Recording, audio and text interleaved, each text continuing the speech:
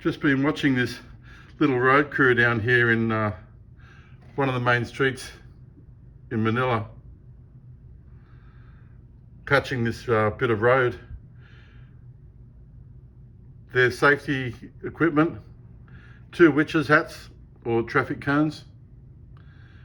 They sit in the back of the truck on top of the road base. No, the traffic is sort of organised chaos as you get in Southeast Asia. And if that was Australia, they have the traffic backed up into one lane, causing all sorts of crap for about 2 kilometres or so. People with signs, all for nothing. And here they got the job done without stopping the traffic. 2 traffic cones, patched it up and pissed off.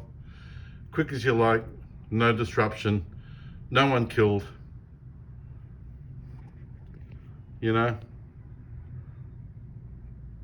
Brilliant. Job done.